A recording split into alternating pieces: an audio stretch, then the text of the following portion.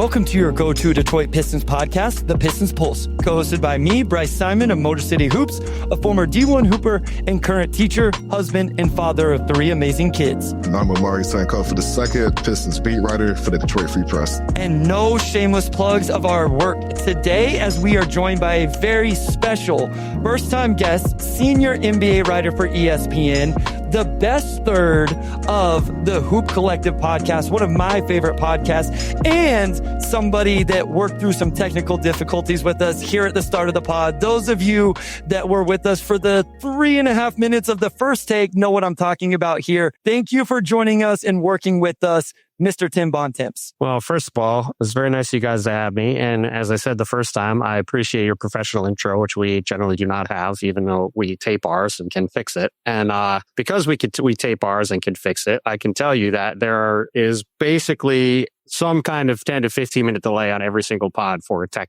snafu. So I certainly was not worried about hanging out for a couple of minutes. So no big deal. We appreciate it a lot. Yeah, you have the honor of being the first guest to have any sort of tech issue. Man, well over you. I can't even remember. It must be a collective thing because my co-hosts both can't ever get technology to work. So it ends up being a running gag on the pod as we get started every time. So I won't tell the story, but I will say, former beat writer Rod Beard went through a technical issue with me early on in my podcasting days that I will always remember and really appreciate. But we don't have time for that story right now.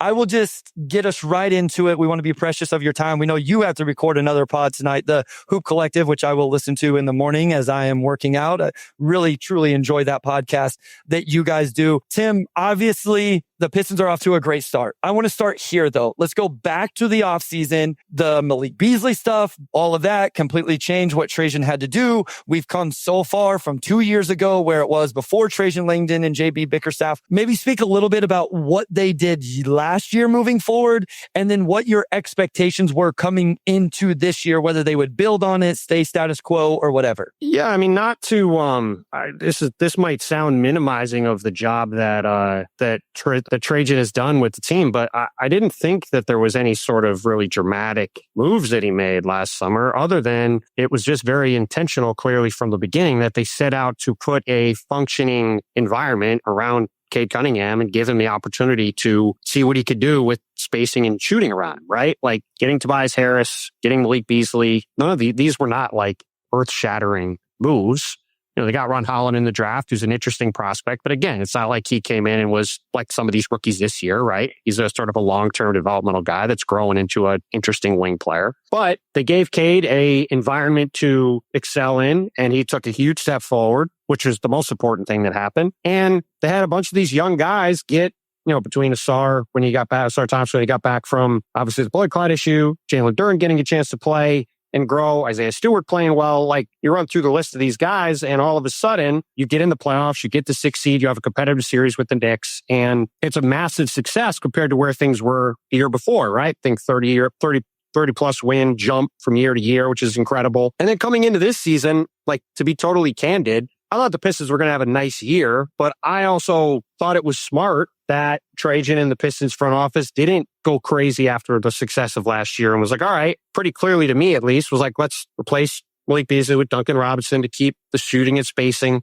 But we don't need to rush out and make trades to get better. We don't need to rush out and make signings. Getting Karis LeVert, another guy who could score a little bit when he's healthy, obviously helps too. But it felt to me like it was a bit of a consolidation year, which doesn't mean they were necessarily going to get worse, but that it was like, all right, we're not going to get in the way of Jalen Duren and Asar Thompson and Ron Holland and Cade Cunningham taking another step, and we get Jaden Ivey back. Let's see what he can look like when he's on the court. So I thought they were going to be probably a top 6 team in the East, maybe 7th, maybe 4th or 5th. I did not have them at 14-2. I don't think anybody had them at 14-2. It's been awesome to see Jalen Duren take a big step and Cade take another step, and just to have this group build on the success they had last year, and even on top of that, win some games without those guys and have Dennis Jenkins and some of these other ancillary pieces step up and make plays. I mean, it's been a really fun start to the year and a really cool story. And like we talked about briefly on the first run at this, it's unbelievable to see where this team is. Even if this, like, I think we can all agree they're not a 65 win team. Like, they're probably not going to stay on this kind of pace all season. It's unbelievable to see where this is at now compared to where it was right now 2 years ago when they didn't win a second game until the end of December or the beginning of January. I remember the specific date, but it was way into the season. They won their second game or their third game. And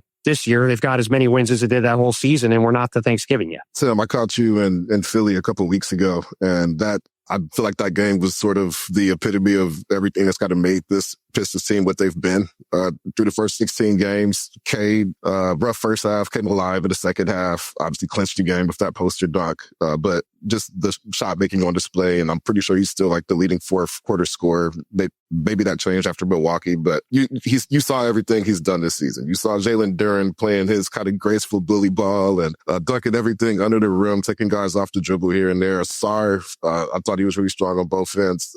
You talk about the growth of those guys and how the front office just wanted to support that. But, just how much has it impressed you to see, what those guys have become, where obviously this was going to be more of a long-term rebuild, but you never really know how guys are going to pan out until they get to the point they're at now. Yeah, I mean, look, Cade has been fantastic, right? I think, like I said on the pod a bit ago, you can make an argument he's as good as anybody this side of Giannis in the East. I think to definitively be the guy that's this side of Giannis in the East, he's got to become a much more efficient player. He's a 6'8" monster. Like, he can't be shooting 29% from three. He's got to be shooting more than 44% from the field. Again, these are nitpicking things, but we're talking about like becoming a top 5 to 10 player instead of a guy that's like 8 to 20-ish probably, right? These are the kind of things that you've got to do on the margins. But Cade is the size of Luka and is a very good passer and is a very good team defender. Like, he's not a guy that's a negative on that end of the court like a lot of guys are that are that heavy usage guys. And also, to be totally fair to Cade, he's played a lot of this season without any sort of other ball handler on the court of reliability. So naturally, with the kind of load he's had to take, like in that Washington game when he shot 7,000 times, like that's going to change a little bit when there's more scoring punch around him, right? So some of that I think will help. Duren taking this kind of step forward has been both really interesting and massive. To have a guy go from being a 13 and 10-ish kind of guy to one that's a 20 and 10 kind of guy is obviously really important. And like you said, Amari, like the thing that impresses me about Jalen, despite how young he is that when you watch him play, he reminds me of Steven Adams and how guys bounce off him inside. He is such a physical guy and such a rugged guy inside that it is just really difficult for a lot of teams to handle him. And it's a big part of what this kind of formed this identity the Pistons have, right? It's Cade scoring, and then it's Jalen taking these steps forward defensively, and then Isaiah Stewart coming in off the bench and giving you 48 minutes of really good interior defense to kind of build on it at the other end. And then obviously, Ausar is a really, really interesting player. I didn't really know anything about him and his brother. Now, I'll be the first to say that I was not really studying the overtime elite teams. Yeah, like I know you do, Bryce, the pods with Vicini, and like they're like Jonathan Gavoni and Jeremy Wu now, like you guys like live in the draft space. I try to spend time in it so I'm aware of guys, but I don't pretend to be an expert on that stuff. I leave that to the people who are doing it year round. But certainly those guys are both super athletic, really interesting pieces. And he's quickly become an excellent defensive player and a guy who is great in transition. And I think is a really natural fit with where this team is going. Obviously, I don't need to tell you guys the question with him going forward about just what his ceiling is he's still a sub 50% three-point free throw shooter. He's a 30% three-point shooter. In today's NBA, like you've got to be able to make strides from there to be a real big impact player, I would say. But we've seen Amen do that in Houston and make steps forward. And I think, especially given the amount of time Ausar missed with the blood clotting stuff, I would like to think that as he gets more time and more rhythm on the court, and obviously those guys both work a ton. So I certainly feel confident that he can improve there. And then Ron Holland's a really interesting young guy that's getting a chance to play a lot and has made some impressive strides as an overall prospect too. So that I think has been the thing that's been most fun about watching this team is it's not like this is a bunch of vets that, have been thrown together and have gotten off to a hot start. This is a team with a bunch of young homegrown guys that you're watching kind of grow up in real time, and you're seeing be the drivers of a lot of the success. And that, I think, if you're a Pistons fan, should give you a lot of excitement that we're looking at a window of the next 4 or 5 or 6 years where, in theory, this team should be right in the mix in the East, because that core group of 4 guys, like Cade's 24, right? Yeah. And he's the oldest one of those guys. So like, that's a really fun nucleus to continue to build around going forward with, whatever else Trajan Langdon and the rest of the Pistons front office chooses to do. Amari, just to your point, Cade is number 1 in the NBA in fourth quarter points per game on crazy efficiency. Tyrese Maxey is actually number 1 in total points in the fourth quarter. Yes, Tyrese is number 1 in like every total number this year. Well, he plays a lot of minutes. He plays a lot of minutes. He puts up a lot of stats. He's had a heck of a year too. Yes, he has. And I do want to talk big picture, where Cade is at, the Pistons in general, some of that stuff eventually. And Omari may have some other questions about specific players, and I might as well. But I do want to pause just a second. You mentioned Trajan Langdon and how he's built the roster.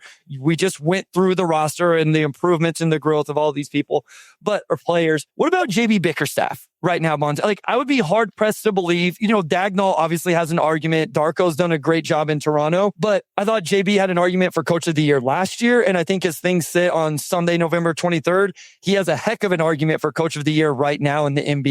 Just what are your thoughts on what he's done, completely changing the culture of a team that had just won 14 games? I don't think we can forget that there is a culture aspect to what they've done over the last season and 16 games. Yeah, no, I totally agree. I mean, look, obviously the Pistons have won. The Pistons are 14-2. I would say that it's very hard to argue that JB isn't one of the front runners for Coach of the Year. But I would also say there's several guys that can win Coach of the Year every year. It's an award that you could give a lot of people. Erik Spoelstra's never won Coach of the Year. I think you could really argue he could win it this year. They've done a phenomenal job instituting this new fast-paced, no pick and roll, high leverage offense, and they've had Tyler Hero not play at all. That Bam Adebayo missed a lot of time. Like you said, Darko Rajakovic has done a great job in Toronto, though I think they might be losing to Brooklyn tonight. Now they're up 5 with 3 minutes to go. And as you mentioned, Mark Daigneault's coach of a team that could win 75 games. So like, there are a lot of candidates, but that's to say JB's done a terrific job. And I think I really liked the hire when he got hired by Detroit right off getting let go by Cleveland, because it was a very similar setup to the one he took over in Cleveland, which was you had this young nucleus that needed to learn how to get tougher and play defense and build a foundation. And look, we'll see long term if JB improves on the things that ended up being issues later on in his tenure in Cleveland. But I would say, because of how he likes to coach and sort of his background and his dad, Bernie, and like JB's obviously a defense first, play physical guy, right? This team is perfect for the way JB wants to play. Jalen Duren is a physical monster inside. Asar Thompson is probably your power forward. He's not 6'10", but he is a beast of a physical guy. Cade Cunningham, again, is the size of Luka Doncic as your point guard, but he's a big physical guy.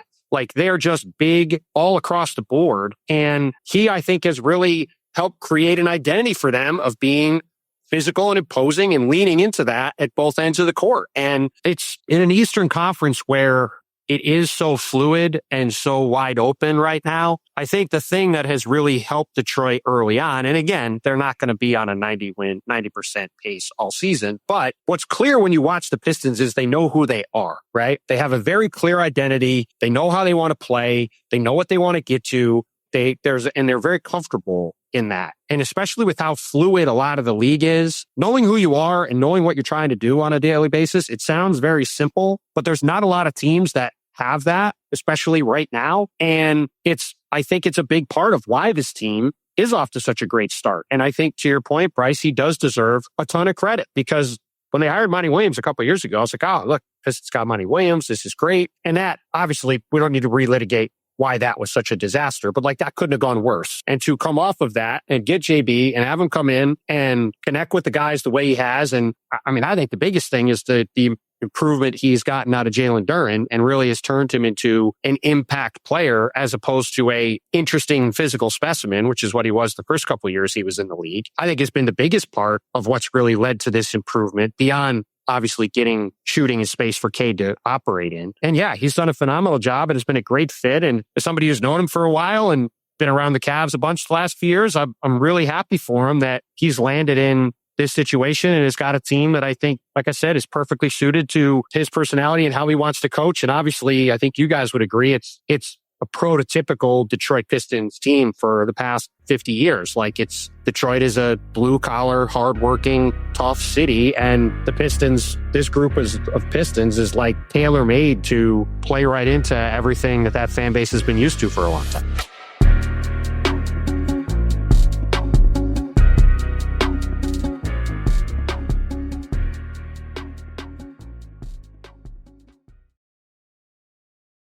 Let's kind of talk about the sustainability of this. Like you said, they're 14-2. Are you going to push, 65, 70 wins? Like, that's a bar that a lot of really good teams have not hit, right? They're not going to do that. They're not the Thunder. And again, that is not, to be clear, that is to fans watching or listening. That is no criticism of the Pistons. They've had a phenomenal run to start the year. They've also been very lucky in some of these games. Like, they've won some of these games with all these guys out. Probably not a reliable thing to keep happening. Like, for example, if I don't remember who was guarding, might have been Bub Carrington, just decided not to guard Dennis Jenkins in the quarter in that game against the Wizards. They lose to the Wizards, and yes, they had a bunch of guys out, but they had Cade Cunningham and some of their other guys playing, and they almost lost, I believe that was a home game, right, to the Wizards. Like, that's just a reminder that these guys are going to win in the 50s. Like, I think there's a very good chance they're the number one seed in the East because they are young, relatively healthy, and a lot of these other East teams are very uncertain and very injured and banged up and trying to find their way right now.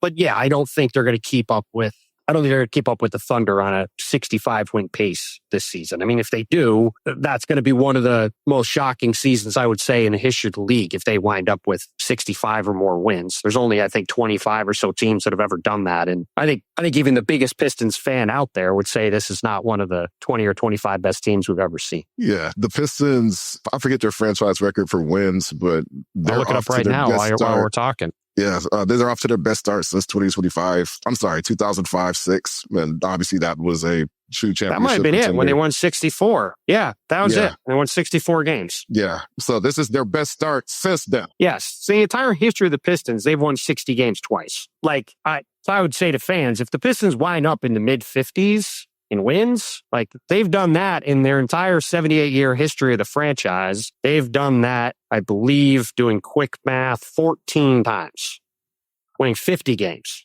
So you're already talking about one of the top 20% of the teams in the history of the franchise. This is a team that's made several NBA finals and has won 3 titles and has had some iconic teams. So yeah, like, all that's to say, it shouldn't be taken as an insult. And I think it's just good to remember that this is still a young team that's in the growth stage. And this beginning has been awesome. And I think it sets up for a really fascinating spring ahead in Detroit. And I think we're going to finally see the playoff drought break, which would be great. But, I'm not quite sure I'm ready to say they're going to be that good. Yeah, so speaking of that, our guy Kyle says if they keep playing this well with Ivy back in the fold, I think the likelihood of them taking a swing goes way down.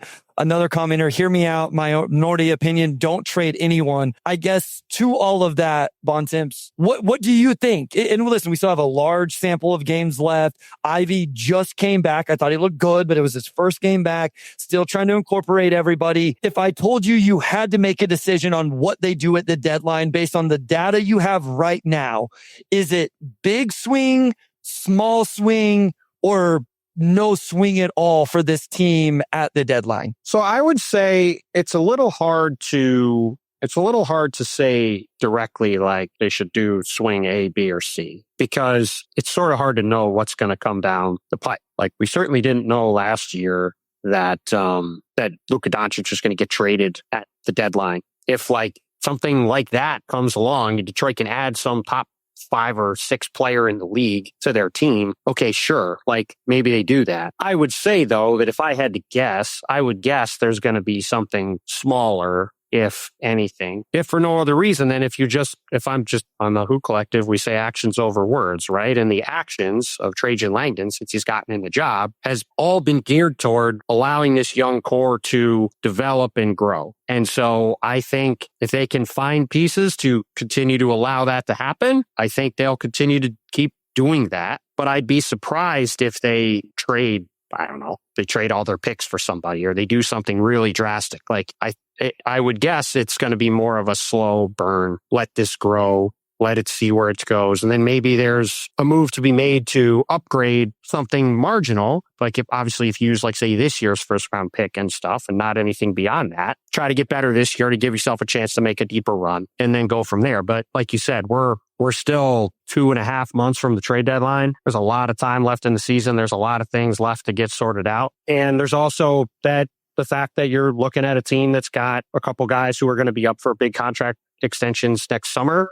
Depending on what you do with Jaden Ivey, I certainly think it's much more likely, no matter what, that Jalen Duren is on the team. Asar Thompson's up the year after that. So, like, there are some decisions you have to make on that front that I think also play a role in when you're planning out, whether this team should make a move or not. Some of it also has to account for just how much more expensive they're going to get and the choices you're going to have to make at that point. And that makes it a little harder to take a big swing on a big salary now, unless you're really certain it's somebody you want to have as part of your core going forward. So that probably means when you start foreseeing too, like you said, a lot to play out, but the idea of, selling the farm for a guy like Lauri Markkanen probably becomes a little bit less compelling. You mentioned like top 5, top 6 guy. That's everything is caving in for Milwaukee, so now you're talking about Giannis or something like that.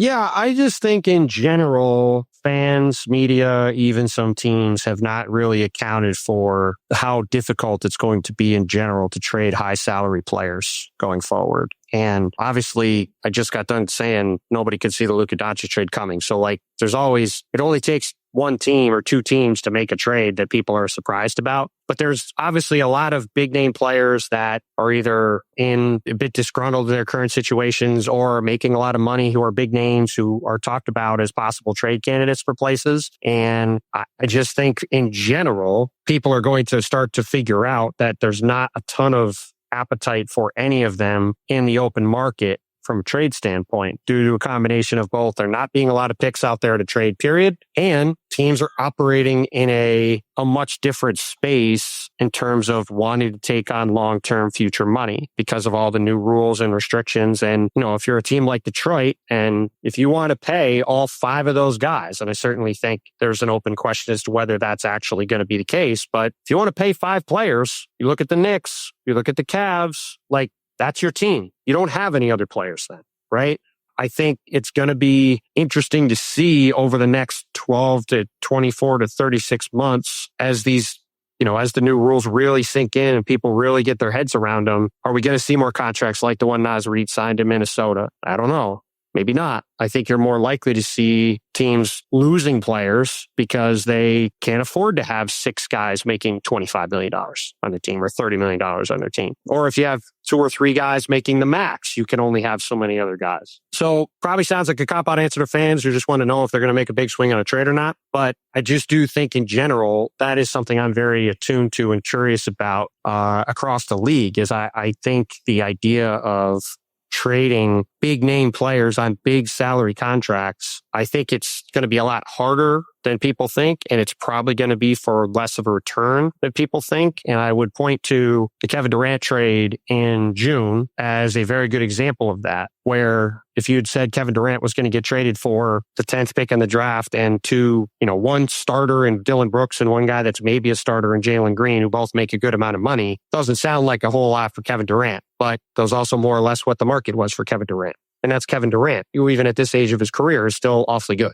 That I think is going to be an undercurrent of the market that we're going to see play out both for the next few months and maybe the next few years. So I guess a little bit more to just like staying on this year and what level of success the Pistons can have. What would be your biggest worry about this team? I'm not worried about, asking how many wins are they going to have in the regular season. Like, if you want them to have success in the playoffs in 25-26, what is your biggest worry? This is a team 28th in 3-point attempt rate and 18th in percentage, where the only real big time shooter is Duncan Robinson. They're second in defensive rating right now. But is there a hole there somewhere? Is there a ball handling issue? If you look, these are just raw numbers, but Dennis Jenkins is second on the team in assists per game behind Cade's almost 10. When you watch Detroit play and you project out a playoff setting, is there something that stands out to you that maybe worries you or you think could be taken advantage of? Yeah, I mean, I think you guys watch the team a lot. I think you hit the nail on the head. Like, this is not a very good, I know they're ranked ninth in offense, but this is not a very good offensive team in general. Again, when you're comparing them to the elite teams in the league, they're not an elite offensive team. And when they get in the playoffs, I do think that is something that's going to be a concern. And they're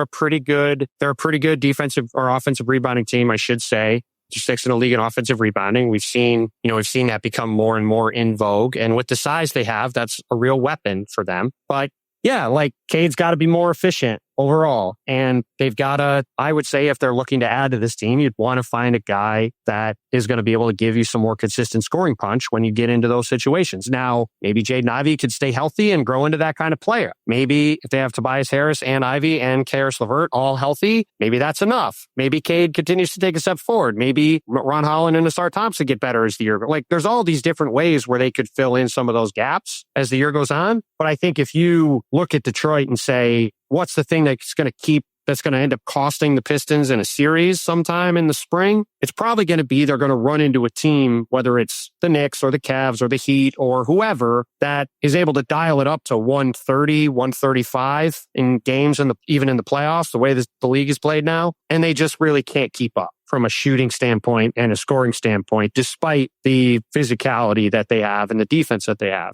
Not to say that they can't, not to say that they won't win, turning it into a physical battle and just out physical teams. But I think it's pretty obvious that if they have an Achilles heel, it's set outside of Cade. And you kind of saw it in that Washington game. I know they had some people out, but at least to my eyes, I don't know what you guys thought. You watch the Pistons closer than I do. It certainly felt like everybody on the team was like, we need Cade to shoot the ball. And I know plenty of guys were out, but it was like, well, let's just give Cade the ball. And even though he's falling over, that's our best option. And until that starts to change, I think they're probably going to be falling short of where they eventually hope to get to, because we've just never, it doesn't matter how good the one guy is, you need more than one guy in those spots. And Cade is awesome, but you need more than that late in the playoffs, because teams will just load up on Cade and dare other guys to beat him. And that's where you need the other guy, whoever the other guy is, whether it's one of these guys internally or that ends up being the piece they try to go find to be that guy, to be the sidekick to Cade offensively, to fully lift this team into true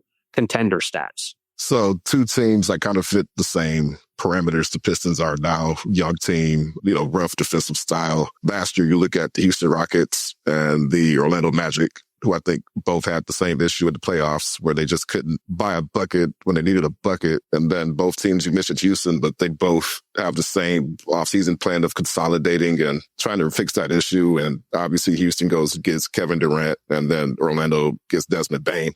Do you see any parallels with them and the Pistons if it's not Duren or J.I. who's that second guy in the playoffs? Do you see parallels between where those teams were and where the Pistons are now? I do see parallels with Orlando in particular, I think, just based off, obviously they're both in the East. They're both bigger physical teams across the board. They both have size everywhere positionally, right? Jalen Suggs isn't as big as Cade Cunningham, but he's a big physical point guard.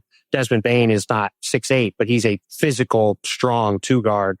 So yeah, no, I do think there are parallels there. And both those teams did go out and get Kevin Durant and Desmond Bane, right? Like, they went out and addressed that need in the summer after they tried it in the playoffs and they fell short in the first round. Now, I see in the chat, you guys are talking about Jalen Duren. I'll just answer the question on Jalen Duren. Yeah. Jalen's having a great year. Jalen Duren can't, in my opinion, be your second scorer in the playoffs. He's just not wired like that, really, in my opinion, right? Like, the fact he scored 20 a game is awesome, and him dominating the boards is awesome, and his improvement defensively is great.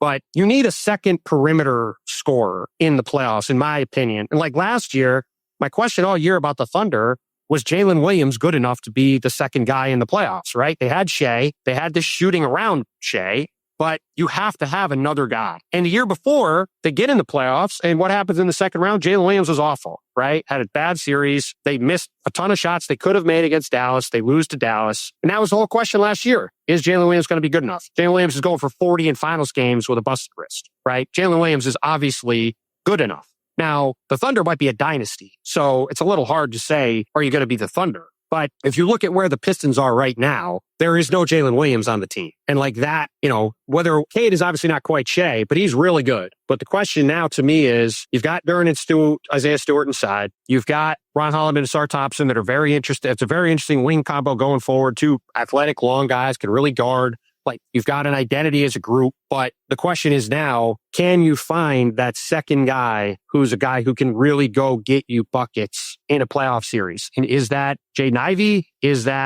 a combination of him and Karis LeVert and Tobias Harris enough? Do you have to eventually go try to find a guy that sort of fits that bill on the team? That, I think, is the real question. And again, it's no knock on Duren, who has been very good, but I just think it's hard with his skill set to say that's going to be your second scorer in the playoffs. So just if you look over the history of the league, especially a history of the recent league, a center like Jalen Duren is not really typically the guy that can fill that role for as good as he is and as productive as he's been so far this year. I guess that was kind of the crux of my question earlier, Bontemps. So for you then, would you be more interested in finding out these answers as opposed to going out and acquiring it?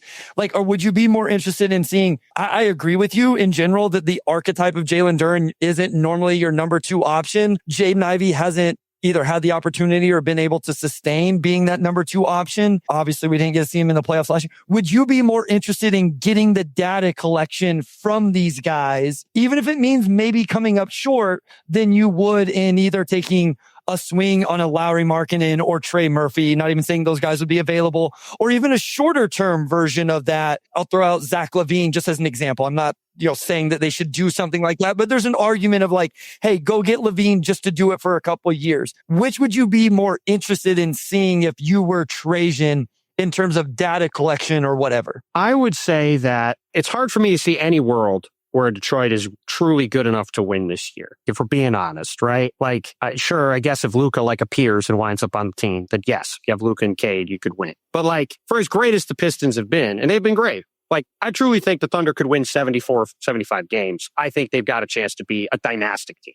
So, and Denver still has this Nikola Jokic guy who is awesome. So if something happens to Oklahoma City, you're probably seeing Denver in the finals. I don't think Detroit is beating Nikola Jokic in a series this year. And again, like we talked about before, this is a team built around a 24-year-old star with all these guys around him who are younger than that. There's a lot of time, even in the NBA, or the current NBA, where there's not a lot of time generally, there's a lot of time here. So to go back to what we were talking about earlier with these big money contracts and what happens when you take on guys like that and the choices it forces you into, again, it's very hard to say in a vacuum, this is exactly what the Pistons should do, because it's hard to know what opportunities are going to come down the pipe for them over the next couple of months. But I think just again, based off how Trajan Langdon has operated in the job, I would think he's going to take a long-term approach. And I think it's pretty hard to argue with taking a long-term approach. Now, again, a long-term approach could mean you can find a guy that is some sort of a short-term addition that might help you in this area. Maybe it helps you get to the finals this year, right?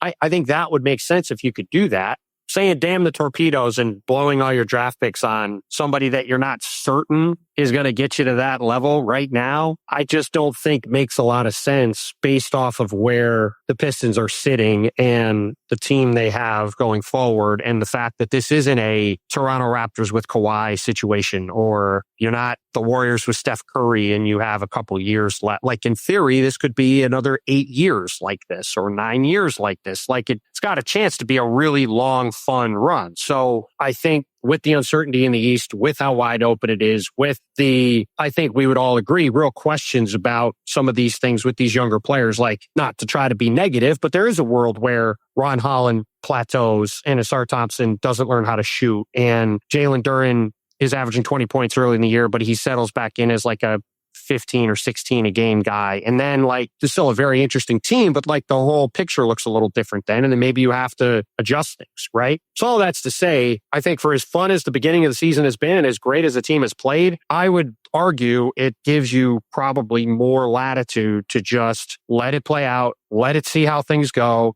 Because again, you've got the Knicks who are banging up against the second apron and are going to struggle to keep their team together longer term. They're also older, and that they've got to deal with all that. You've got the Cavs who are well into the second apron, and despite the fact that Dan Gilbert has plenty of money and is willing to spend it, it's just hard to live in that space for a long time when you can't add to the roster and you can't improve the team And we've already seen them dealing with injuries on their roster. Like, it's just hard to be in that space for a long time. And then the rest of the teams in the East all have a lot of questions. And there isn't another team that's coming flying up behind the Detroit where you say, well, that team's got 2 or 3 studs and it's going to be Detroit and somebody. So I would say right now, if you're projecting out for the next 5 years, Detroit's got as good a chance as anybody to be right at the top of the East for a long time. So if you look at it that way, I think it behooves you to take the wider lens, give Jaden Ivey every chance to see what he can do. You have to make a decision on him next summer anyway. If you've decided you don't want to pay him, which I think is a reasonable thing to decide, given you, again, have to make choices and you can't pay everybody, maybe you use him to get some other piece that fills this gap for now.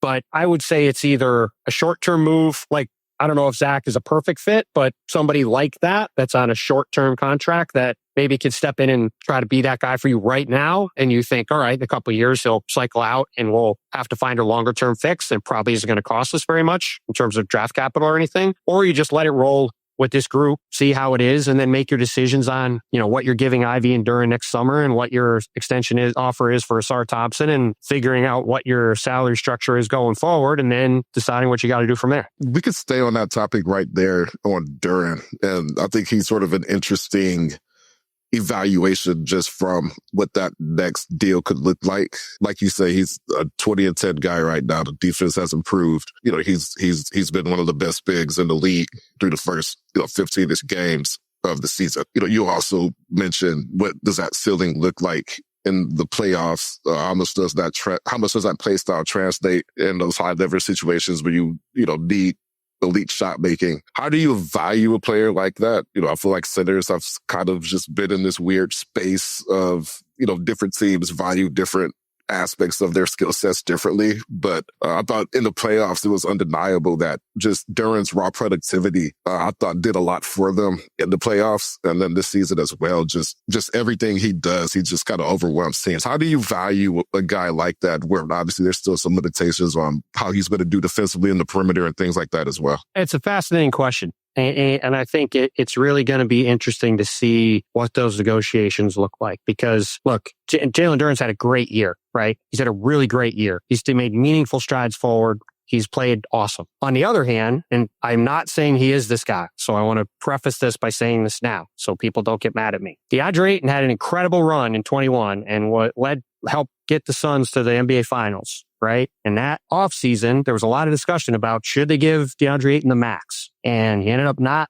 extending for the max. He ends up signing an offer sheet the next summer, and then he just got waived off that contract this year. Now, I don't think Jalen Duren is DeAndre Ayton, so I don't want Pistons fans to go crazy on me for saying that. But I do think that you're talking about a center who is not a shooter, really. He's a pretty interesting passer, but not necessarily a hub of your offense guy. He's not Rudy Gobert on defense. He's a good defensive center now, but I think you guys would probably agree he's not a defensive player of the year candidate, really, right? He's not an anchor of your defense. Like Isaiah Stewart's more than that. Right, Isaiah Stewart's a better defensive center, right? Jalen Duren's a better player, but Isaiah Stewart's a better defensive center. So all of that's to say, how much can you afford to pay Jalen Duren when you're trying to build out the best possible team? And I don't think it's a good idea to pay Jalen Duren a max next summer, even if he makes the All-Star team and the Pistons make the finals. There'll probably be pressure to do that. I'm not saying you let Jalen Duren walk if that's what the price is either. But I think if you look at, we talked about the Kevin Durant trade earlier, right? If you look at Houston didn't pay Alperen Şengün the max. They have done a great job of managing their contracts across the board. They didn't give Kevin Durant an auto max when they made this trade. They signed him for less.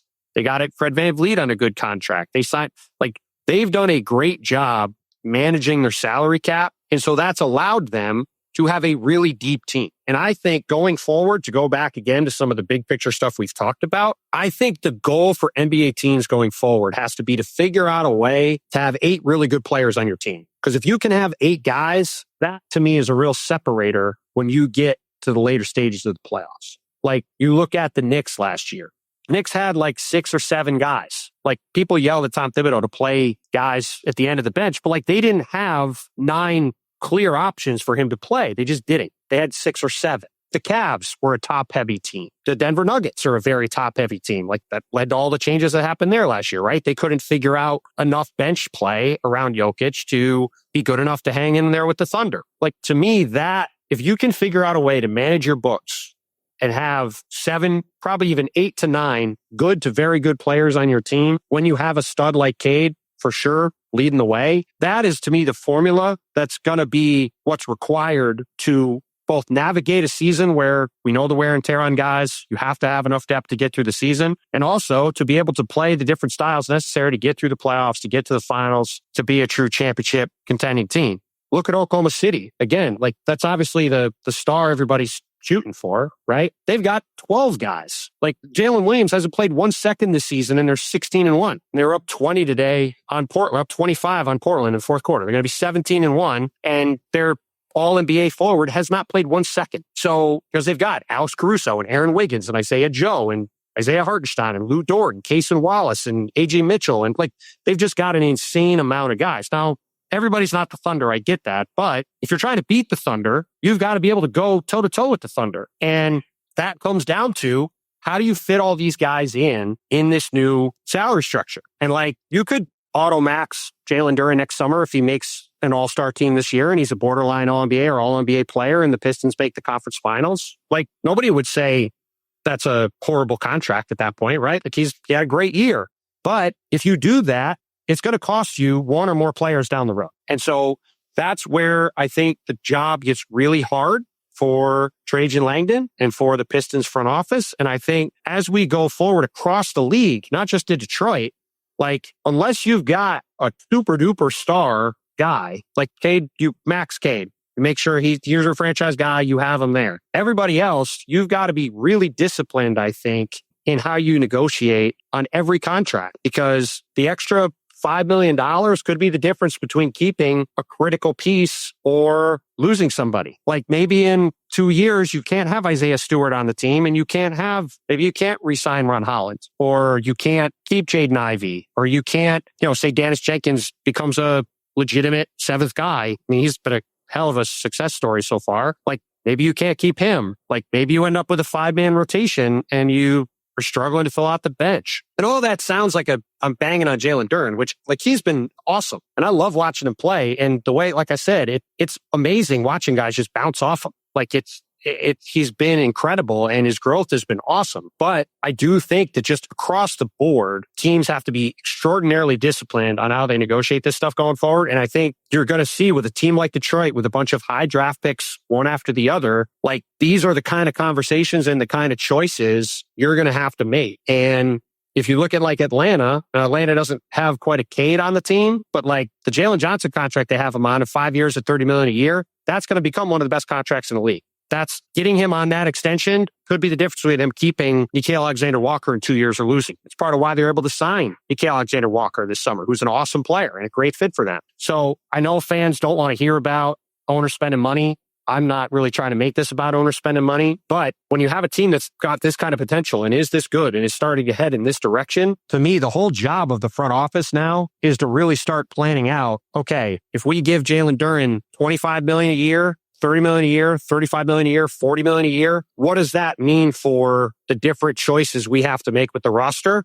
And then how do we counteract that to have as good a team as we want to have? It's part of the good challenges of having a really exciting young team. And I think the Jalen Duren question, especially if he keeps playing like this, is going to be one of the more interesting questions in the league next summer, because I don't know how many teams are going to be rushing to give him a huge offer sheet, because there are not, it's kind of like point guard center. Just about every team has at least one good one. So who's going to value him at that level?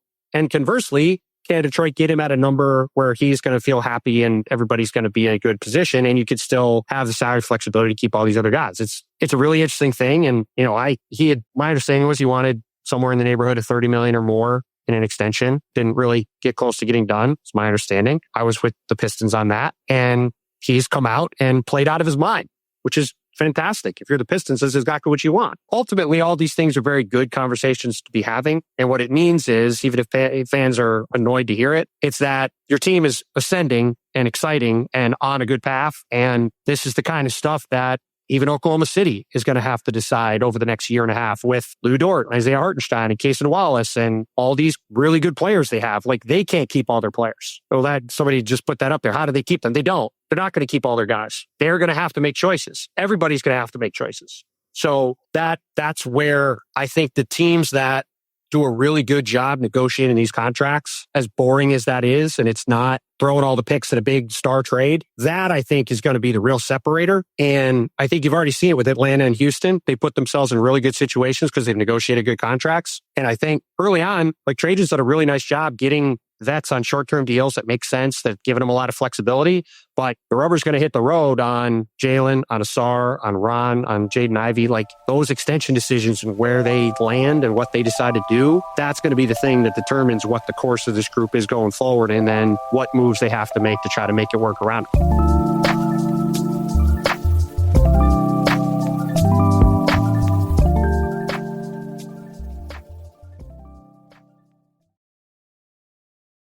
All right. I know we got to get you out of here, but I want to, one little thing on this. I still got time. We're good. Okay. We're good. And then a fun question that somebody dropped as well. So our guy, YouTube user, says, I think this is interesting perspective that you can probably give better than, for sure, me, maybe even Amari. Says, Duren is a restricted free agent. Let someone sign him to an offer sheet, then decide before overpaying. My real question here is, Bontemps, is this feasible for a team to do? Or do you risk, like, to be quite frank, just pissing Jalen Duren off to the point where you get in a situation where chemistry is a great thing for this team right now? The vibes are a great thing for this team right now. Does this potentially disrupt that if you let it play out this way, specifically? I would say in general, that's a great question. Like, is that the best way to handle it?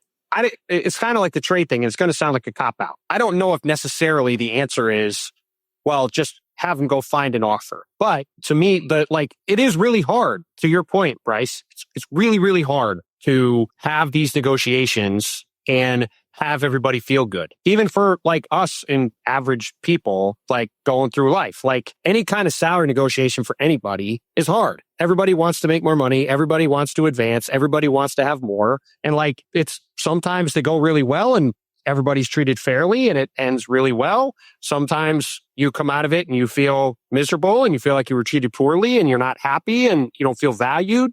And like, that's where, to me, the whole job of being a lead executive with a team really comes down to managing the room. Like, for Trajan Langdon, that's managing Tom Gores, that's managing JB Bickerstaff, that's managing the relationships with the players. That's not, I don't mean that in like a babysitting sense. But I mean, like, it's his job to sit down with Jalen Duren and Jalen Duren's agents, but really with Jalen Duren, and be like, look, we've got to try to plan things out as best we can for the long term. You've been an unbelievable fit here. We want to have you here. This is what we think we can do. Can we get a number that works? If we can't, you want to find something better elsewhere? We get it. But we're not going to have you leave. We want you to be here. Let's figure out a number that makes sense for everybody. And like, I think if you come at it in a way where, I think there's a way to do it where you could come out of it feeling good about where it lands, but it's not easy to do. And there's been plenty of times where these have gone sour and it has really soured things. Just plenty of examples of that, pro sports across the board. So I do think that is a real challenge that the Pistons are going to have to navigate. But again, in this new reality that we're in, where you have this second apron and you have, again, it's not about how much money is Tom Gores willing to spend. Like, Tom Gores is willing to spend money. I don't think it's an issue of like paying luxury tax, but it's, you can't put players together in trades. You can't use the exceptions. You can't really improve your team at all. Like, you are very limited in what you can do with your roster, on top of the fact that it's extraordinarily expensive year over year. And so you do have to make choices, and you do have to be really prudent and think about, is this the right number that we can fit everybody in with? And like I said, a lot of it comes back to the Pistons have a lot of good, young, exciting players. Like, it's a fun problem to have. But like I said, Oklahoma City's not keeping everybody. So they're going to lose players. And like, Detroit is going to have to make decisions on whether they can either get everybody on a good number, or they're going to lose players, or they're going to have to turn players into other guys. And that's the kind of calculus that I think every team is going to have to make going forward. And it's why, to go all the way back to the big salary, big name player thing, I think there is going to be a bit of a rude awakening for, I think, fans, especially when they're like, hey, let's go in the trade machine and put Anthony Davis. My buddy Tim McMahon reported last week about Anthony Davis, right? Put Anthony Davis on 20 different teams. He's owed 54 this year, 58 next year. He's got a $62 million player option year after that. Like, if you're trading for Anthony Davis, so forget about whether you extend him or not. You've still got to account for paying him and having him in your salary structure for the next 3 years, this year and 2 more. That's a huge number. That's what, 20 million more, I think, than Cade Cunningham is making right now. So I mean, if I'm just pulling up my salary sheet. So his 54 million is the same as Duncan Robinson, Isaiah Stewart, Karis LeVert, Jaden Ivey, and Asar Thompson basically all together. That's the cost of Anthony Davis this year, right? So you can't just put him on the team and go, oh yeah, we got AD. This is great. Let's turn off the salary rules in 2K and force the trade through. Doesn't work like that. I do think that not just in Detroit, but for a lot of teams around the league, like this is the kind of conversation and the kind of question that I think any good team and any well-run team is going to be having now is like, what do we do with these decisions? And I keep pointing out Houston because I think Rafael Stone has done a great job, but like the Kevin Durant trade is a perfect example. Kevin Durant got traded for 1 lottery pick, Jalen Green, and Dylan Brooks. If I'd told you guys a year ago Kevin Durant was getting traded for Jalen Green, Dylan Brooks, and the 10th pick in the draft, you guys would have been like, what? Really? And that's right. And didn't show up and get all the money. Like they said, we're going to figure out what happened with Tari Eason first. We're going to get these other guys done, and then we're going to get you done. Kevin Durant's just not walking in and getting $60 million a year. But again, like that's why Houston has a really deep, really good team, because they've been diligent about every one of these negotiations. And that, I think, like Trajan Langdon in his first couple years on the job has done, I think, a great job and has been patient and has let these guys grow and went and, the hiring of JB Bickerstaff was great. Everything about this has been charmed life so far. But when you're playing well like this and you're having this kind of success, it then leads to, all right, we've got to start to make some real decisions. And life comes at you fast in the NBA. And that's not to say that the Pistons are going to go off a cliff. Like we said earlier, I think they're going to be as good as anybody in the East for the rest of this decade because they've got a really good young core and they've got a flat out stud in Cade Cunningham to line up behind for the next few years and beyond. So he's the kind of guy everybody is tanking in the draft and being bad to get. So like that alone should make you really excited about where things are headed. But the decisions that are made now are the ones that will probably determine whether the Pistons can have a run like they did in the 2000s, where they were in the conference finals 6 years in a row and made the finals 3 times, I think. They make the finals twice. That's right. They didn't make it a 3rd time, but they made the conference finals 6 years in a row. We're an awesome team, iconic group, or it's going to be a team like, say, what the Bucks were the last several years. And like, obviously you take one title for sure, but like the Bucks won the title in 21 and haven't made it back to the conference finals again. And part of that is because of the way they managed the roster around Giannis. Some of it's bad luck. Some of it's also that they made some decisions that weren't great and they haven't had enough horses to really get all the way to the end. And like those are really fun conversations to be in. And like to be thinking about how can this team be a consistent conference finals team again? These are the things that, like, I could promise you, Sam Presti in 2022 was thinking about what the Thunder salary sheet would look like in 2027. And like, as soon as Jalen Williams and Chet Holmgren were taken off, it's like, okay, how are we going to navigate this to where we have these 3 guys and we have enough around these 3 guys to be good enough? So that's what the good teams are trying to do. And to that point, he negotiated. I've obviously listened to you. You talk all the time about negotiating. Even their rookie extensions didn't have the full percentage language. Like J-Dub's not going to get it anyway because he's already missed too many games. And Chet didn't get any at all. It was just 20. I mean, he might add a slight thing for something, But J-Dubs was like, 3rd team was this much, 2nd team was this much. Those were millions of dollar decisions, though, on the percentages that if those guys would make it, were the difference in Aaron Wiggins being on the team or Aaron Wiggins not being on the team. Or Cason Wallace or Lou Dort or Isaiah Hartenstein or multiple of those guys, right? Like that's the thing that's where those are the margins where differences are made. Like look at Denver, Otto Max, Michael Porter Jr., and Jamal Murray. And the last few years, they've had to dance around the aprons or the tax because those guys were probably making, let's say, $15 million combined, $7-8 million each more than they should have, maybe more, right? $15 million is another really good player. That might be the difference between Denver having 3 titles in a row or what they have. Again, this sounds boring. It sounds like,